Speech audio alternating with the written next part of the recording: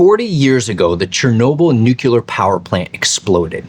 And the man in charge had one job: find out what happened. And he never did. His name was Viktor Brekhanov.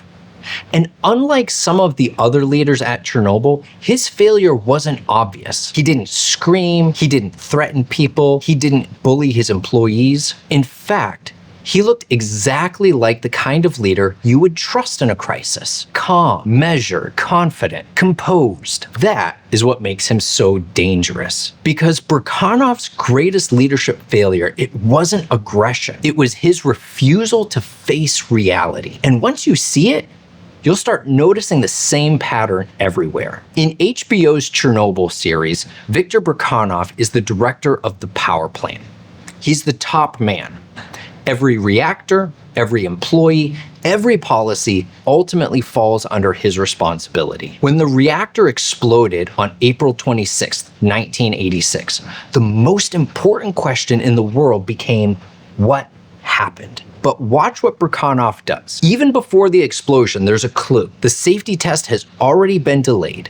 Problems are emerging, and the team needs to decide what to do next. And so Brekhanov asks this question. So do we have to scrap it or what? At first glance, that sounds reasonable, but look a little closer. That is not a question exploring options. That is a question narrowing options. He's framing the situation as proceed or quit. Nothing in between. No curiosity, no exploration, no discussion. Just pressure to continue. And that is often how leadership failures begin. Not with bad intentions, but with bad questions. Because the questions leaders ask determine what people think. And Brekhanov isn't asking, what are our options? He's asking, are we really stopping? And those are very different conversations. Then the reactor explodes. And now the stakes become enormous. What has happened? Nobody knows, at least not yet. But listen to Brekhanov's first message to his superiors. First, the accident is well under control. Think about that. How could he possibly know? The reactor has just exploded. Nobody has investigated. Sufficient facts have not been gathered. Nobody understands the scope of the disaster. But Brekhanov already has a conclusion. And that is the defining pattern of his leadership. He concludes first, investigates second. And sometimes not at all. The appearance of certainty becomes more important than reality. And once that happens, every decision becomes distorted. Because now you're not trying to discover the truth, you're trying to defend a story. A few minutes later, Brekhanov doubles down. We ensure that this incident has no adverse consequences. How could he possibly know? People are already showing symptoms of severe radiation exposure. Confusion is everywhere. Information is incomplete. And yet he's offering these guarantees. Why? Because certainty feels reassuring, especially during a crisis. The problem is that reality doesn't care how reassuring your story is. Reality only cares whether it's true. And Brekhanov keeps choosing certainty over truth. Then comes the moment that may be the most revealing in the entire series. People begin asking questions about safety. Reasonable questions. Questions any leader should want answered. And Brekhanov responds with this. My wife is here. Do you think I would keep her in Pripyat if it wasn't safe? Notice what just happened. He didn't answer the question. He replaced evidence with emotion. No data, no investigation, no facts. Just trust me. And honestly, it's brilliant because now questioning the decision feels like questioning him, questioning his judgment, questioning his integrity, questioning his love for his family. And so the conversation is no longer about whether it's safe, it's about whether you trust Brekhanov. And those are not the same thing. Great leaders point toward evidence. Weak leaders point toward themselves. Then reality starts pushing back on Brekhanov's story. Radiation readings keep climbing. And the numbers are terrifying. And Brekhanov faces a choice: change his conclusion or reject the evidence. And watch what he does.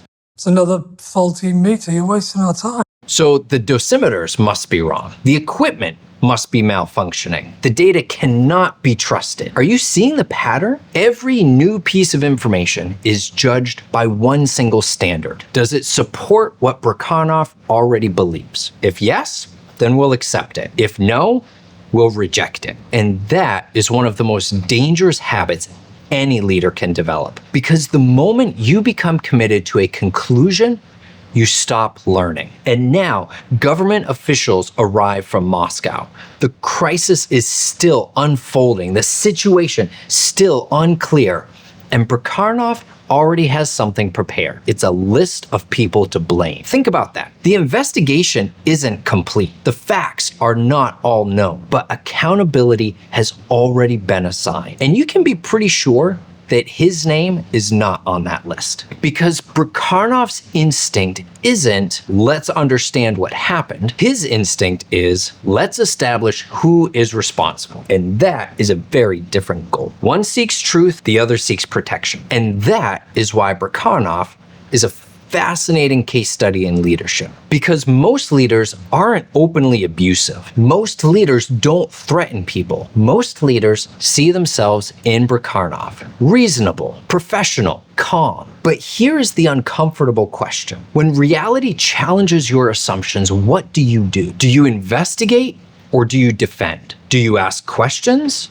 or do you offer answers? Do you follow the evidence or do you explain it away? Because every one of Brekhanov's failures comes back to the same root issue. He cared more about being right than discovering what was true. And once a leader starts protecting conclusions instead of pursuing reality, mistakes become inevitable. So what can we learn from Brekhanov? 5 things. First, ask before you conclude. Questions first, conclusions second. Next, let the data lead you. Don't force the evidence to fit your story. Change your story to fit the evidence. Third, create safety for bad news. You need people willing to tell you what you do not want to hear. Fourth, open up your options. Don't trap your team inside false choices. Ask what other possibilities exist. And fifth, take ownership before assigning responsibility. Understanding comes before accountability. Always. Because leadership isn't about projecting certainty. It's about pursuing what is true. And Brekhanov's tragedy is that he never learned the difference. But there was another leader at Chernobyl who created a different problem entirely. Anatoly Dyatlov didn't just ignore reality. He created a culture where people were terrified to tell him the truth. And that may have been even more dangerous. Stick around. If you want to apply these ideas to your own leadership, I've linked a worksheet in the description. Check it out. And if there's a TV or movie character you'd like me to analyze, just let me know down in the comments. Until next time, take care.